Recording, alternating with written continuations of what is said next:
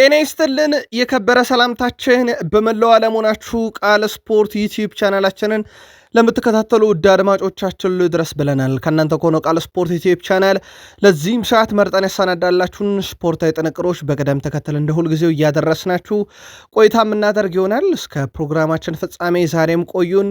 ላይክ፣ ሰብስክራይብ እና ሼር ስለምታደርጉን ስለ አጋርነታችሁ እጅግ አድርገን እናመሰግናለን። አነጋጋሪው የዓለም ዋንጫ ከነ አነጋጋሪነቱ ጅማሮን ሲያደርግ የመጀመሪያውም ጨዋታ በጣም አነጋጋሪ ነበረ። በስፋት ትኩረት እናደርግበታለን በቃል ስፖርት ዩቲዩብ ቻናል የመረጃ ሰዓታችን ላይ። በቆይታችን ከዓለም ዋንጫ በተጨማሪ ውድ ቤተሰቦቻችን በአጫጭር ስፖርታዊ ጥንቅሮቻችን ሰበር የዝውውር መረጃችን በሪያል ማድሪድ ጅማሮን ያደርጋል። ትልቅ መረጃዎችን በሪያል ማድሪድ በኩል ይዘናል። የባርሴሎና የቡድን ዜና፣ ኮከብና ከዋክብቶችን እናነሳለን። ከዛ ውጭ ለእናንተ ውድ አድማጮቻችን የተመራረጡ ወቅታዊ ጥንቅሮች ተይዘዋል። በተወዳጁ የእንግሊዝ ፕሪሚየር ሊግ የመረጃ ሰዓታችን የቡድን ዜናዎችን ይዘናል። ታላላቆቹን የፕሪሚየር ሊግ ክለቦችም የተመለከተ ዕለታዊ ጥንቅሮቻችን ከሲቲ ጀምሮ ተይዘዋል። በማንቸስተር ሲቲ ወቅታዊ የዝውውር ጉዳዮችን ነው ለእናንተ ውድ አድማጮቻችን ልናደርሳችሁ በዚህኛው የመረጃ ሰዓታችን ይዘንላቸው የመጣ ነው። ከቼልሲ ጋር በተያያዘ የአሰልጣኙን ውሳኔ የሚወስኑ ትልቅ አጋጣሚዎች አሉ። ከዚህ በተጨማሪም ስለ አሰልጣኙ እንደዚሁም ደግሞ በቦርዱ በኩል ካሉ ሁነቶች ጋር በተያያዘ አንድ የቼልሲ ሌጀንድ በጣም ለየት ያለ ሀሳብን ያነሳል። ጉዳዩ በቃል ስፖርት ዩቲዩብ ቻናል ተይዟል። የቼልሲውም ተጫዋች አነጋጋሪ ቅድ በጣም እያነጋገረ ነው። ተጨማሪ ጥንቅሮችን እናካፍላችኋለን። ከሊቨርፑል ጋር በተያያዘ የቡድኑ ተጫዋች የወሰነው ውሳኔ በጣም አነጋጋሪ ሆኗል። ሊቨርፑል በአንድ ተጫዋቹም ለሽያጭ ሲወስን፣ በሌላ በኩል ደግሞ በተተኪ ደረጃ በዝውውር መስኮቱ ላይ አንዳንድ ነገሮችን ለሊቨርፑል ይዘን መተናል። ቃል ስፖርት ላይ ናቸው። አብራችሁን ቆዩን። በአርሰናል በኩል ከክለቡ ሊወጡ ስለሚችሉ ተጫዋቾች አዳዲስ የወጡ መረጃዎች አሉ። ይሄ ደግሞ የአርሰናልን ዝውውር በተወሰነ መንገድ የሚያፋጠኑ ሊሆኑ ይችላሉ ተብሎ የሚጠበቁ ናቸው። ከዛ ውጭ ወደ ቡድኑ ይመጣሉ ከተባሉ ተጫዋቾች ጋር በተያያዘ ደግሞ አዳዲስ ያገኘናቸው ሁነቶች እና በአርሰናል በኩል አንዳንድ ጋዜጠኞች በተለይም ዓለም አቀፍ ጋዜጠኞች አንድን ዝውውር በጣም ሊጠነቅቁበት ይገባል እየተባለ ነው። ጉዳዩ እናጠረዋለን በአርሰናል የመረጃ ሰዓታችን። ከማንቸስተር ዩናይትድ ጋር በተያያዘ የሪያል ማድሪዱ ኮከብ አስገዳጅ ነው የሚል ሰው መጥቷል። በዝውውር መስኮቱ ለሚፈልጓቸው ተጫዋቾች የዝውውር ጥያቄን በዩናይትድ በኩል በቀጣይ ያቀርባሉ ሲባል የያዟቸው እቅዶች አሉ። ከዛ ውጭ ባልተጠበቀ የሜዳ ክፍል ላይ ወሳኝ ዝውውሮች ይጠበቃሉ። ከዩናይትድ የውሰቱ ዳግም የሚፈልግ የፕሪሚየር ሊግም ክለብ አለ። የዩናይትድ ውሳኔ የታወቀ ነው። የቡድኑን ቁልፍ ብሩኖንም እናነሳለን። የዓለም ዋንጫ ተጀምሯል። ላይክ፣ ሰብስክራይብ፣ ሼር እያደረጋችሁ አጋርነታችሁን እያሳያችሁን ከኛ ጋር ቆዩን። ስለ ዓለም ዋንጫም ስለምደግፏቸውም ክለቦች ልጽፉልን ትችላላችሁ። ለ100 ሺህ ሰብስክራይበር ጉዟችን አጋርነታችሁን ማመስገነናል። ቃል ነኝ። አብራችሁን ቆዩን። በሀገር ቤት እንጀምር። አንደኛው የኢትዮጵያ 10 ኪሎ ሜትር የጎዳና ላይ ሩጫ ውድድር የፊታችን እሁድ በባህር ዳር ከተማ እንደሚካሄድ የኢትዮጵያ አትሌቲክስ ፌዴሬሽን አስታውቋል። በውድድሩ ላይ የግል ተወዳዳሪዎች ጨምሮ ከ6 ክለቦች የተውጣጡ 91 አትሌቶች ይሳተፋሉ። ውድድሩ አትሌቶች የራሳቸውን ቁመና እንዲገመግሙ እንደሚያግዝና ተተኪ አትሌቶች ለማፍራት እንደሚረዳ ፌዴሬሽኑ አሳውቋል። በውድድሩ ከአንደኛ እስከ 8ኛ ለሚወጡ አትሌቶች የገንዘብ ሽልማት እንደሚበረከትላቸውም ተገልጿል። በሁለቱም ጾታዎች አንደኛ የሚወጡት አትሌቶች 40 ሺህ ብር እና የሜዳሊያ ሽልማትም እንደዚሁ ይሰጣቸዋል ተብሏል። የ10 ኪሎ ሜትር ነው። በአንደኛው ነው ይሄ ውድድር ሲካሄድ ማለት ነው። መካሄጃ ቦታው ደግሞ በባህር ዳር ከተማ ይሆናል።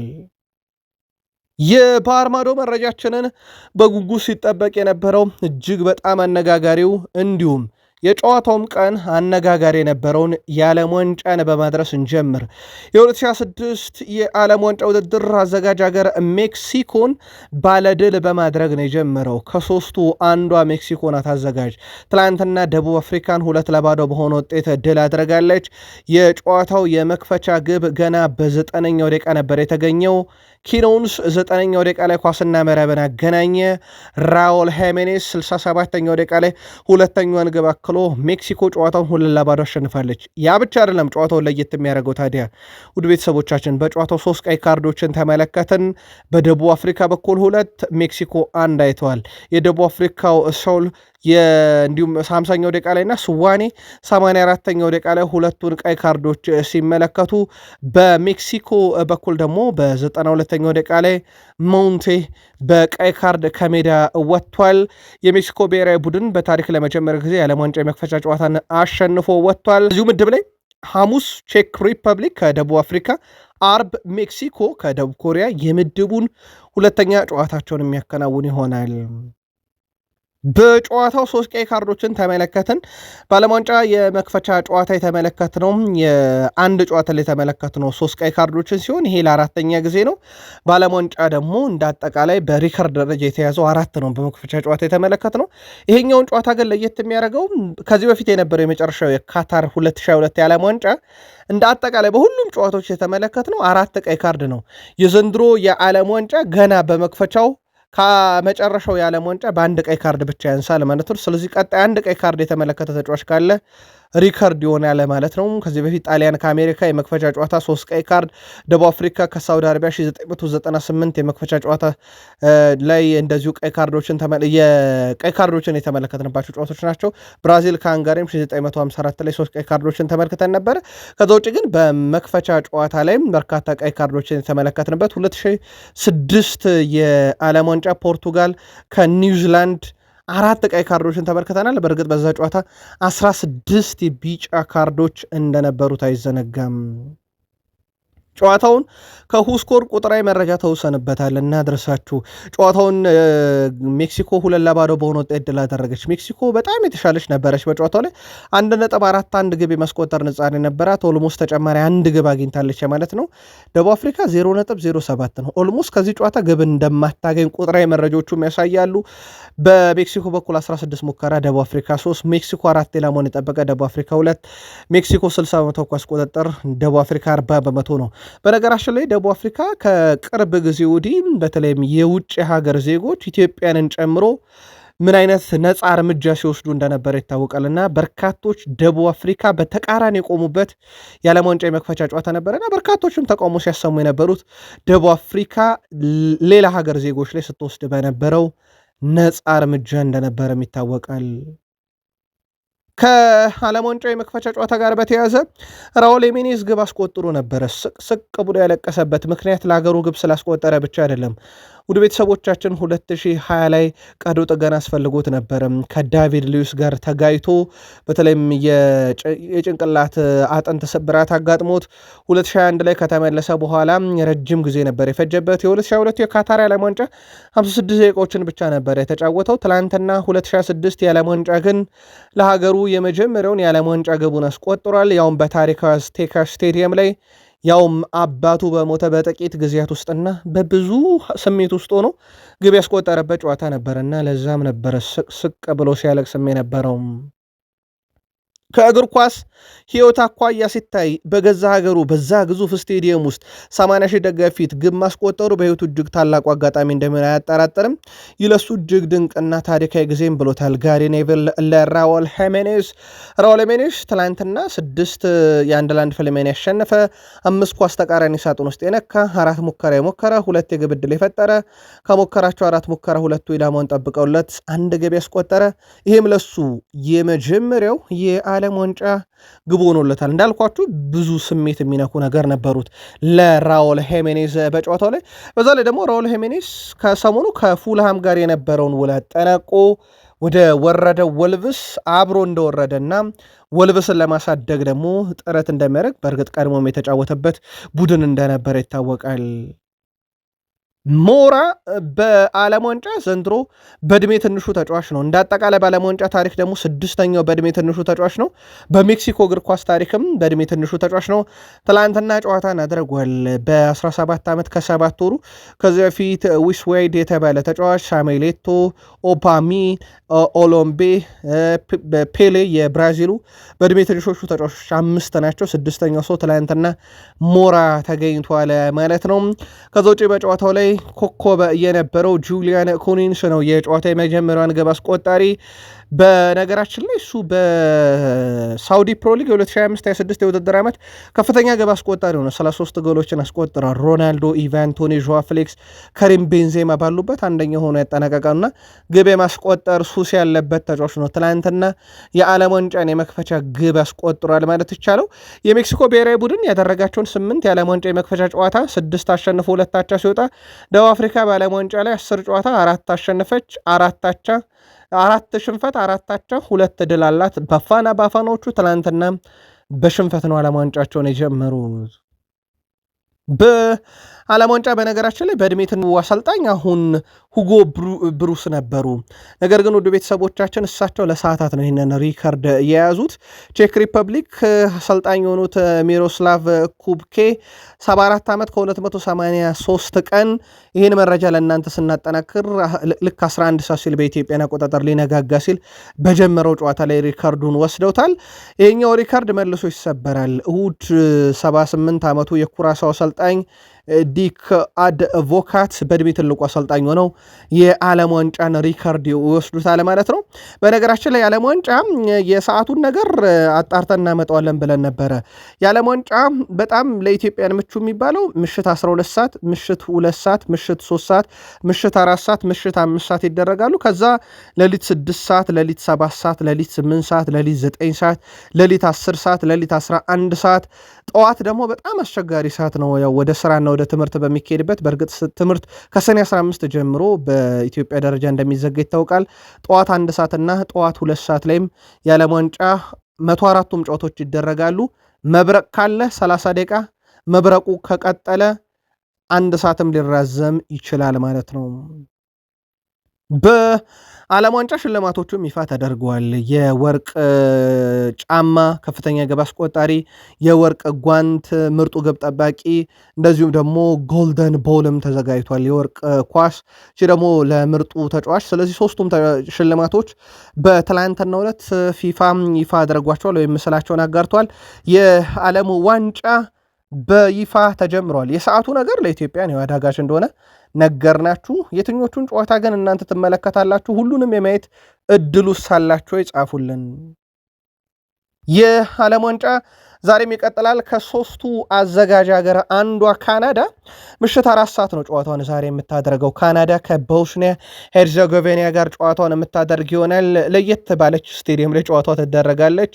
BMO ፊልድ ትባላለች የጨዋታ የምትደረግበት ስቴዲየም። በካናዳ በኩል በመጨረሻ 5 ጨዋታ ሽንፈት አልገጠማቸውም፣ 2 ድል 3 አቻ።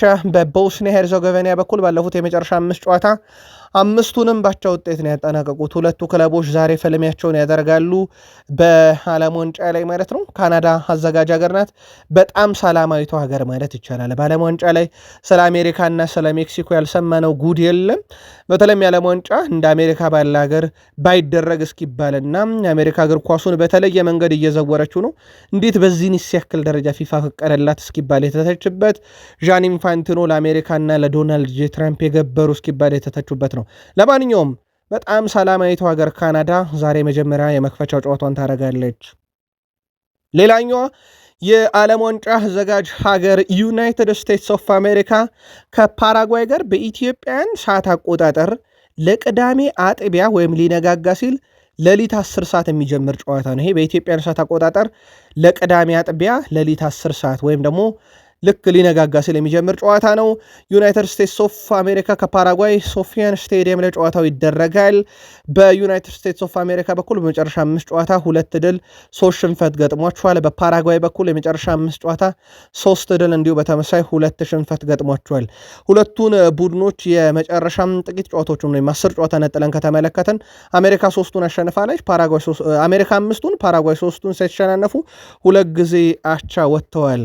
አወዛጋቢዋ ሀገር አሜሪካ በዓለም ዋንጫ ያለ ፕሬዚዳንቷ ዶናልድ ጄ ትራምፕ የመክፈቻ ጨዋታዋን እኩለ ሌሊት ሊነጋጋ ሲል ሌሊት 10 ሰዓት ጀምሮ የምታደርግ ይሆናል። ቃል ስፖርት ዩቲዩብ ቻናላችን ላይ ትገኛላችሁ። የዓለም ዋንጫን ከመክፈቻው እስከ መዝጊያው የምትከታተሉበት ከአጫጭር ስፖርታዊ ጥንቅሮቻችን ወዳገኘናቸው መረጃዎች እንሻገራለን።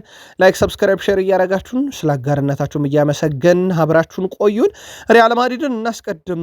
ሪያል ማድሪድ በይፋ ገጹ ላይ ጆዜ ሞሪኖን እስከ ጁን 30 2029 የግላችን አድርገነዋል አሰልጣኛችን ነው ብለው ትላንትና በኦፊሻል ገጻቸው ላይ አስተዋውቀውታል።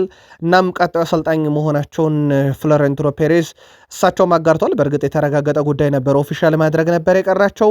ከዛ ውጭ ግን አሁኑ የፈረንሳይ ብሔራዊ ቡድን አሰልጣኝ ዲዲየር ዴሾፕ እኔም እጩ ነበርኩኝ ብለዋል። የሪያል ማድሪድ ለረጅም ጊዜ እንደውም እጩ ነበርኩኝ ብለዋል። እሳቸው ባለፉት 2 ዓመታት የሪያል ማድሪድ እጩ ሰው ነበርኩኝ እና የቤተሰቦቼም አካል ያቁት ነበር ብሏል። በስተመጨረሻም ጆዜ ተሹመውበታል። በዝውውር መስኮት ሰበሩ ዜና ትላንትና የሰማነው የቤርናንዶ ሲልቫ ዝውውር ነው። ቤርናንዶ ሲልቫ በጣም ባልተጠበቀ ሁኔታ የ2 ዓመት ኮንትራት ለመፈረም ከሪያል ማድሪድ ጋር ከስምነት ደርሷል። በጣም ያልተጠበቀ ስንላችሁ ባርሳ ሲጠበቅ ነበር፣ አትሌቲኮ ማድሪድም ከስምነት ደርሶ ነበረ። እንዴት እንደሆነ እንንገራችሁ። ለማንኛውም ቤርናንዶ ሲልቫ አዲስ ኮንትራት በሪያል ማድሪድ ይፈርማል። ጆዜ ሞሪኖ ለዚህ ትልቁን ስራ ሰርተዋልና ጆዜ ሞሪኖ በሪያል ማድሪድ መንበረ ስልጣኑን ከመቆጣጠራቸው አስገራሚ ዝውውር ነው ፈጸሙት። ያውም ከአትሌቲኮ ማድሪድ ወስደውት ከአትሌቲኮ ማድሪድ የማህበራዊ ትስስር ገጽ መዘባበቻነትም የተረፉ ይመስላል። ከሰሞኑ በዩሊያን አልቫሬስ እንዴት እንደተቀለደባቸው ይታወቃል። ቤርናንዶ ሲልቫ 2 ዓመት ኮንትራት ይፈርማል። ጠዋት ለአትሌቲኮ ማድሪድ ተስማማ፣ ከሰዓት ለሪያል ማድሪድ ተስማማ። አትሌቲኮ ማድሪድ ልብ የሰበረ ዝውውር ነው ማለት ይቻላል። የሪያል ማድሪዱ የዝውውር መስኮት ፍጹም የተለየ ነው። በእርግጥ ብዙ ነገር የሰማንበት ሪያል ማድሪድ ነው። ጆዜ ሞሪኖን ሾመ፣ ዴንዝል ዶምፍሪስን አስፈረመ፣ ኮናቴን በነፃ ከሊቨርፑል፣ አሁን ደግሞ ቤርናንዶ ሲልቫንም ከሲቲ በነፃ ወሰደ። 2 የፕሪሚየር ሊግ ተጫዋቾችን ወስዷል፣ ኮናቴና ቤርናንዶ ሲልቫን። ፍሎሬንቲኖ ፔሬዝ እና ጆዜ ሞሪኖ ስራቸውን እየሰሩ ይገኛሉ። ግን በዚህ ብቻ ያበቃል ተብሎ አይታሰብም። ሌሎችም የተያዙ ዝውውሮች አሉ። በተለይም በመከላከል ስፍርና አማካይ ስፍራው ላይ ሌሎች የሚያመጧቸው ተጫዋቾች ሊኖሩ ይችላሉ ተብሎ ይታሰባል። የሪያል ማድሪድ የገንዘብ አቅም ብዙ ለጥያቄ የሚቀርብ አይደለም። በነገራችን ላይ ከመለያ አጋር ወይም ከማሊያ አጋር ድርጅቶች በዚህ ዓመት ብቻ ወደ 300 ሚሊዮን ዩሮ ገቢ አግኝቷል። ይሄ በጣም የተጋነነ ገንዘብ ነው። ከእንግሊዝ ሲቲ ቀዳሚ ነው፣ ዩናይትድ ይከተላል። በዓለም አቀፍ ደረጃ ሪያል ማድሪድ አንደኛ፣ ሲቲ ሁለተኛ፣ ዩናይትድ ሶስተኛ፣ ባርሴሎና አራተኛ፣ ፒኤስጂ አራተኛ። በርካታ መለያ ሸጠው ገንዘብ ወደ ካዝናቸው የሰበሰቡ ናቸውና ማድሪድ 300 ሚሊዮን ዩሮ የሰበሰበው ከመለያ ሽያጭ ነው። በባርሴሎና በኩል ውድ ቤተሰቦቻችን አንድ ሌጀንዳቸውን እንዳይገኝ ዝርም እንዳይል ከልክለውታል። ነገርየው በእርግጥ ይስተካከላል ተብሎ ቃል ተገብቶለታል። ዣቪ ሄርናንዴዝ ነው። ዣቪ ሄርናንዴዝ ከባርሴሎና ሌጀንዶች ጋር ጨዋታ እንዳያደርግ ተከልክሏል። በ2 አጋጣሚዎች ተከልክሏል። ይህንን ቅሬታ ቀርቧል ዣቪ ሄርናንዴዝ። ከዚህ ጋር በተያያዘ ክለቡ ግን ለተጫዋቹ መልእክት አስተላልፈውለታል። ጉዳዩ ጊዜ ነው፣ ይፈታል ብለውታል በጊዜ ሂደት። ያ ማለት ሁዋን ላፖርታ ሲለቁ ትጫወታለህ ብለውታል ከፕሬዚዳንትነት። ከቅርብ ጊዜ ወዲህ በሱና በፕሬዚዳንቱና በዣቪ መካከል ያለው ሰጣ ገባ ቀላል የሚባል አይደለም። ያደረጉትን ነገር ከጀርባ የተሰሩብኝ ያለውን የሜሲን ዝውውር በተመለከተ እሳቸውን በብዙ ሁዋን ላፖርታን ያብጠለጠለ ጋዜጣዊ መግለጫ ሰጥተው ነበረ። በዚህ ያቄሙበት እሳቸው ለባርሴሎና ሌጀንድ እንዳይጫወት አድርገውታል። እናም ባርሴሎና በጊዜነት ችግሩ ይፈታል ሲሉት እሳቸው ክለቡን ሲለቁ ማለታቸው ነው። የባርሴሎና ኮከብ ላሚን ያማል ከጉዳት 100% ማገገሙን ይፋ አድርጓል። ትላንትና ሙሉ ልምምድ ሰርቷል። ስለዚህ በዓለም ዋንጫ ላይ የባርሴሎናን ኮከብ እንመለከተዋለን ማለት ነው። አንደኛው የተረጋገጠው ጉዳይ ነው። ላሚን ያማል በዓለም ዋንጫ ከምንጠብቃቸው ታዳጊዎች ውስጥ ይጠቀሳል። ከዛ ውጭ ራፊኒያ ደግሞ የሚቀርብበትን ትችት በተመለከተ ምላሽ ሰጥቷል። እኔ ከባርሴሎና ይልቅ በብራዚል ብሔራዊ ቡድን ነው በደንብ ፐርፎርም የማደርገው ብሏል። አሁን የስኬት ደረጃን ከጠየቃችሁኝ በባርሴሎና ያለውን ስኬት በብራዚል እንፈልገዋለሁ። በባርሴሎና ያነሳውትን ዋንጫም በብራዚል እፈልገዋለሁ ግን በጣም ጥሩ የምንቀሳቀሰው ከባርሴሎና ይልቅ ከብራዚል ጋር ሲሆን ነው። ትችቶቹን አልቀበላቸውም ብሏል። ለሀገሩ ጥሩ ግልጋሎት አይሰጥም በሚል ሰዎች ያሻቸውን ይላሉ፣ እረዳለሁኝ። ግን እኔ ሁል ጊዜም ሀገሬን ማገልገል፣ ሀገሬን በትልቅ መድረክ መወከል ብቻ ሲሆን ዋንጫም ለሀገሬ ማምጣት ያስችል ዘንድ የበኩሌን አደርጋለሁ እያለ ነው። ሌላኛው በዓለም ዋንጫ የሚጠበቀው የባርሴሎና ኮከብ አንድ ተጫዋች እናንሳ ውድ ቤተሰቦቻችን፣ በምክንያት ነው። ዲያጎ ሚሊቶ። ይህን ተጫዋች በርካቶች ተረሱታላችሁ ብለን አናስብም። በተለይም በኢንተር ሚላን ሚሊቶ በኢንተር ሚላን ቤት ብቻ ሳይሆን በአጠቃላይ በእግር ኳስ ታሪክ ውስጥ በጣም ተወዳጁም አርጀንቲናዊ ሰው ነው። 2009-10 በጣም የተለየው ነው የውድድር ዓመት ከኢንተር ጋር አሳልፈዋል። 30 ግብ 10 አሲስት የአውሮፓ ሻምፒዮንስ ሊግ፣ ሴሪ ኤ፣ ኮፓ ኢታሊያ ትሪፕልን የወሰደበት ዩኤፋን ምርጡ አጥቂ የነበረበት የአውሮፓ እግር ኳስ ማህበር ምርጡ ተጫዋች የሴሪ ምርጡ ተጫዋች የነበረበት ሚሊታኦ በእግር ኳስ ውስጥ ካየናቸው ምርጡ አጥቂ ውስጥ ማለት ይቻላል። ከጆዜ ሞሪኒዮ ጋር በነገራችን ላይ አሰልጣኝነት ጊዜያቸውን ከሚያደንቁትና ከሚወዱት ተጫዋች አንደኛው ነበረ። እናም የባሎንዶር ነገር በብዙ ይገባዋልና አምልጦታል ከሚባሉ ተጫዋቾችም አንደኛው እንደሆነ ይታወቃል። በባሎንዶር ጆዜ ሞሪኒሆም ባሎንዶርን ያጣው በምርጥ ብቃቱ ምክንያት ነው ብለው እስኪቀለዱ ድረስ በምክንያት ነው ያነሳ ነው። ዛሬ 46ኛ ዓመቱ ላይ ይገኛል። ቃል ስፖርት ላይ ናችሁ።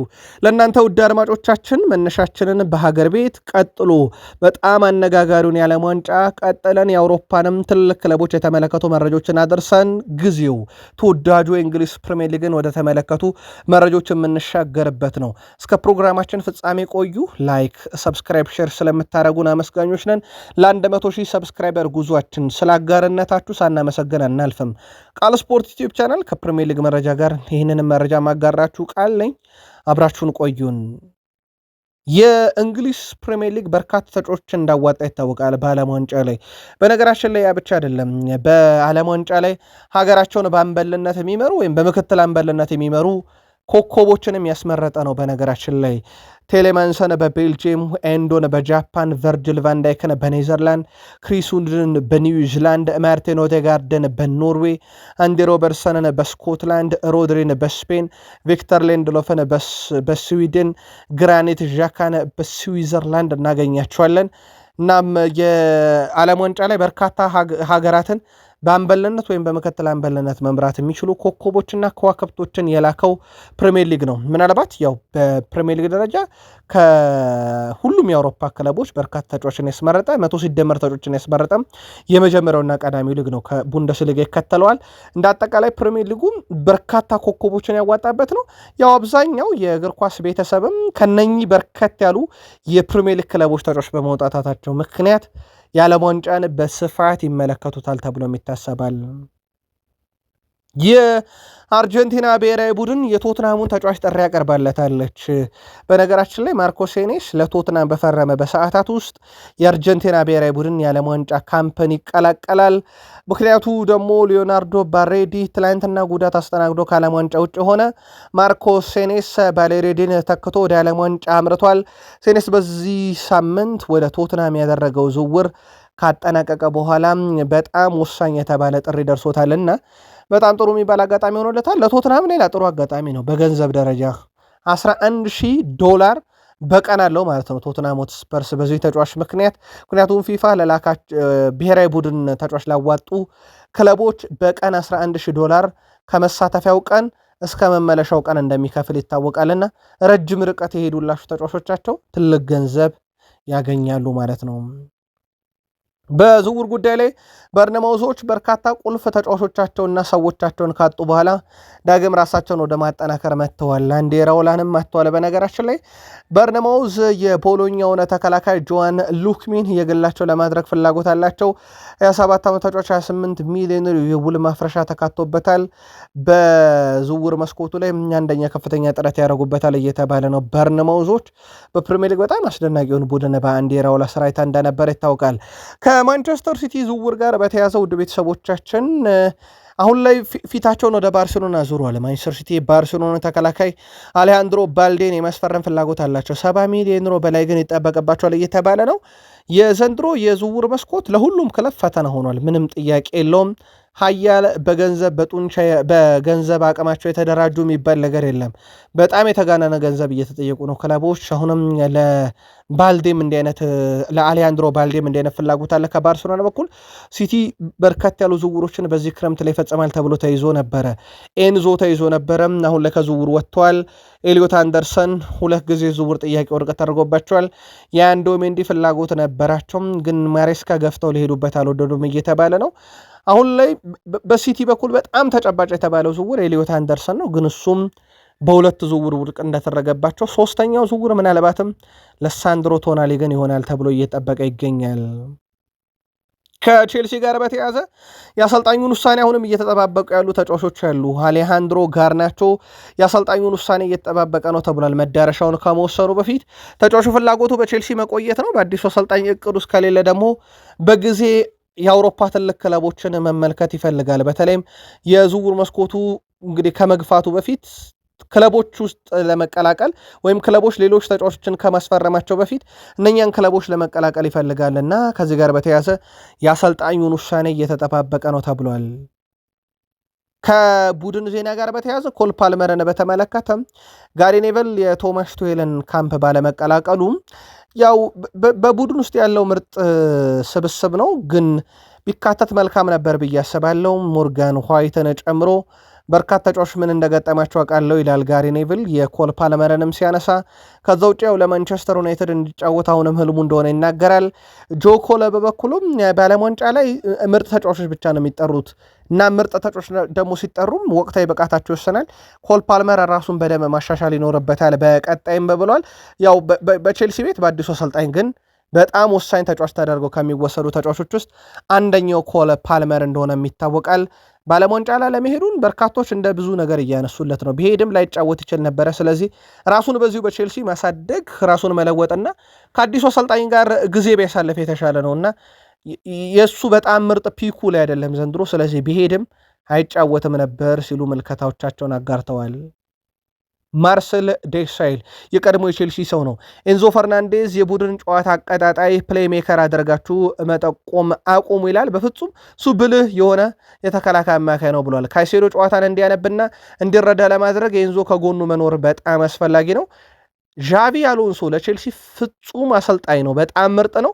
ወጣትና ልምድ ያለው ተጫዋች መያዝን ይችልበታል።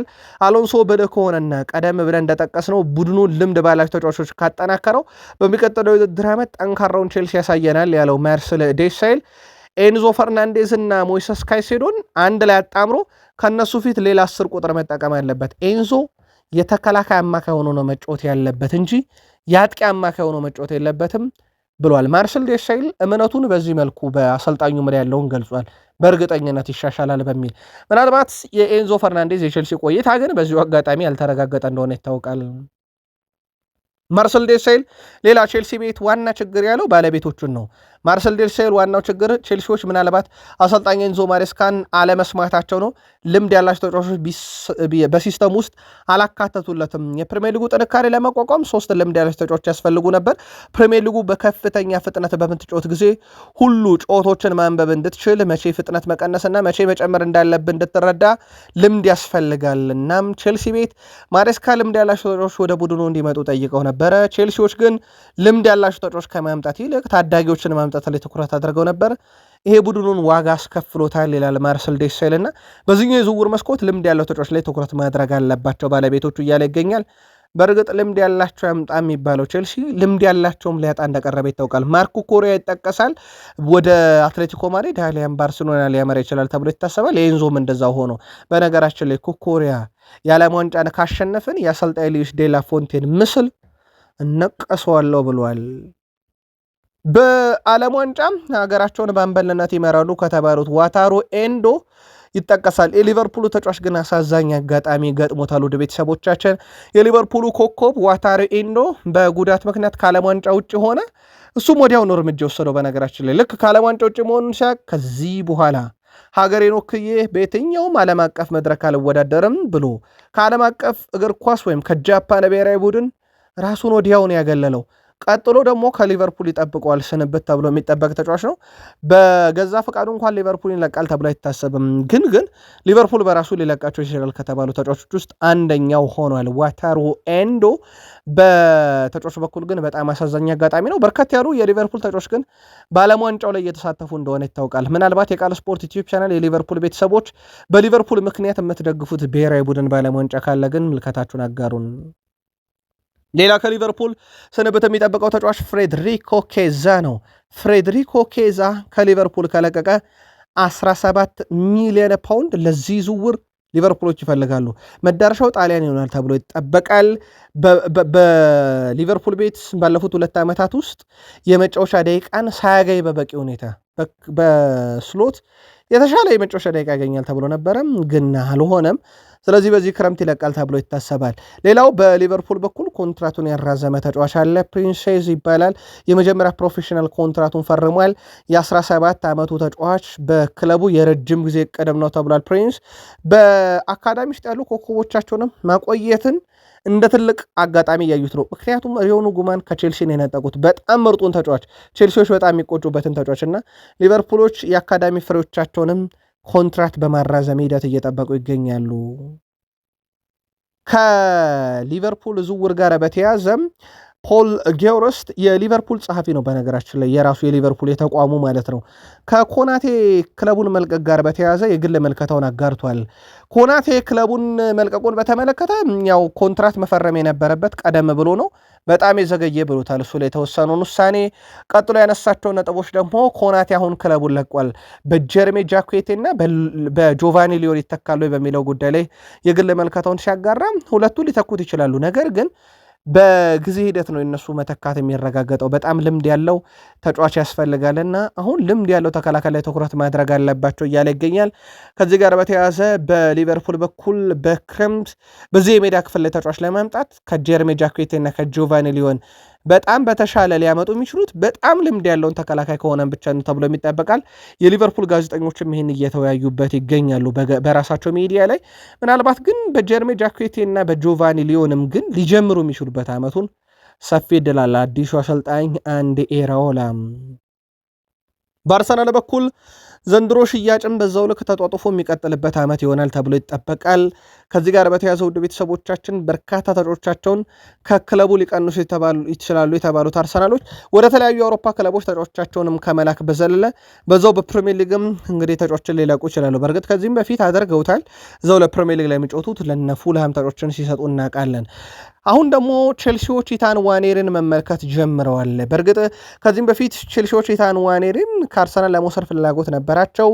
አሁን ላይ በዝውውሩ ላይ የአርሰናል አቋም እንዴት ያለ ነው የሚለው ነገር ግልጽ ያለ አይደለም። በቋሚነት ነው የሚለቁት፣ በውሰት ነው የሚለቁት የሚለው ይጠበቃል። በእርግጥ ሊያመጧቸው ያሰቧቸው ተጫዋቾች ላይ ሊወሰን ይችላል የቋሚነትና የውሰት ጉዳዩ።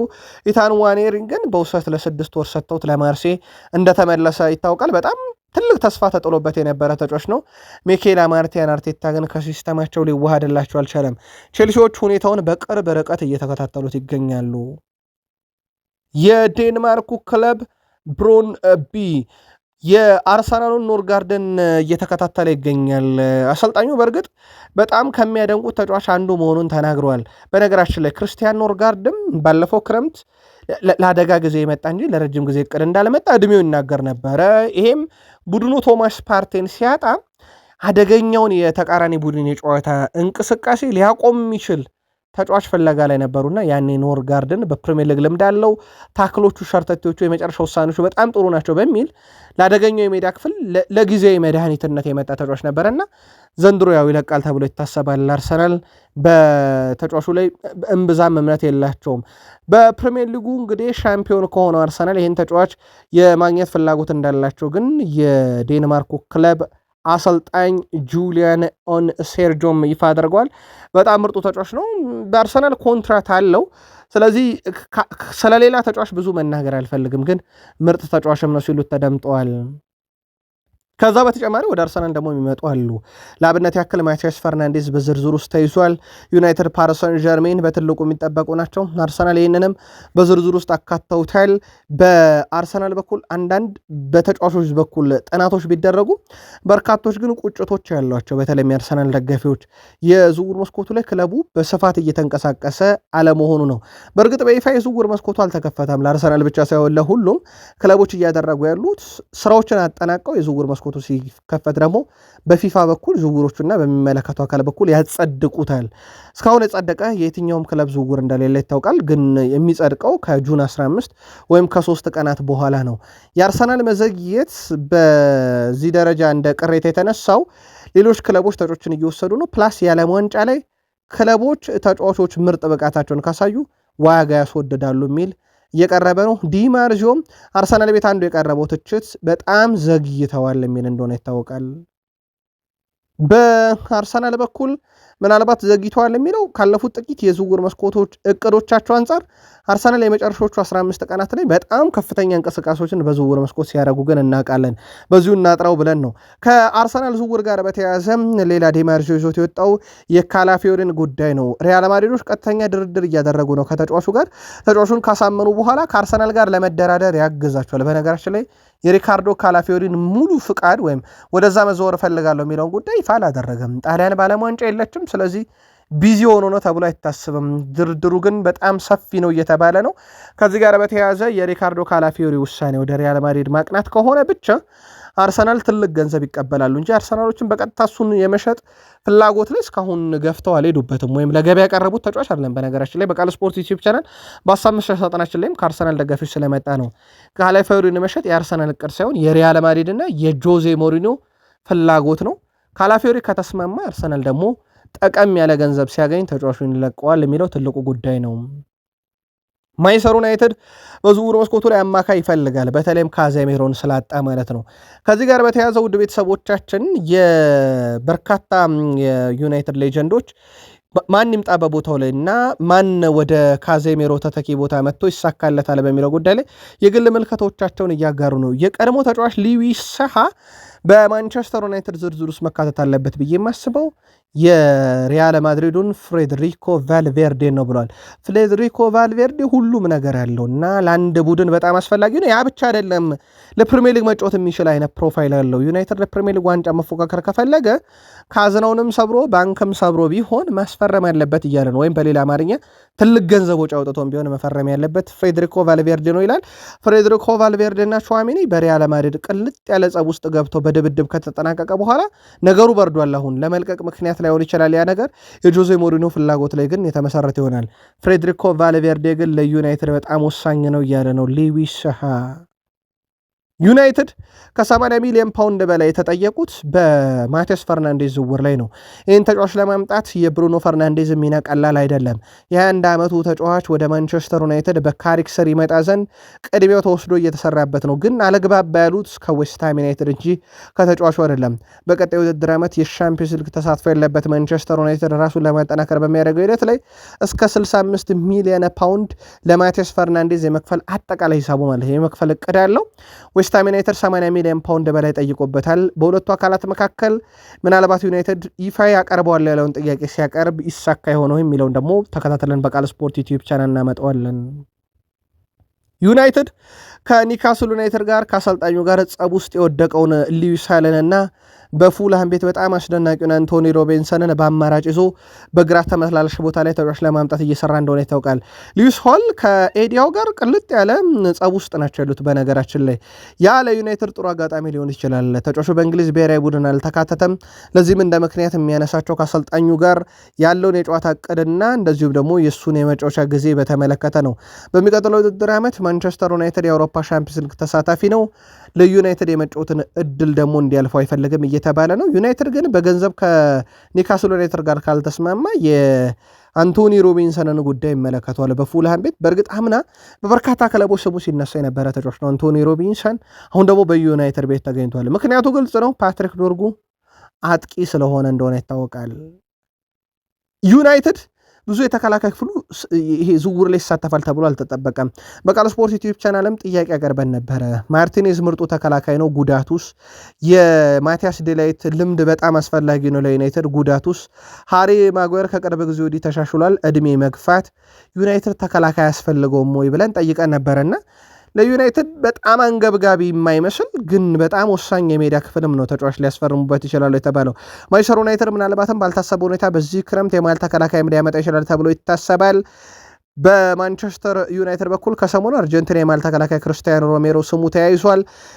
ሌላኛው ተጫዋች ደግሞ የባቫሪያኑ የኋላ ደጀን የሆነው ኪም ሜንጄ በማንቸስተር ዩናይትድ ዝርዝር ውስጥ ተይዟል። ለሁለቱም ይፋዊ ጥያቄ አላቀረቡም።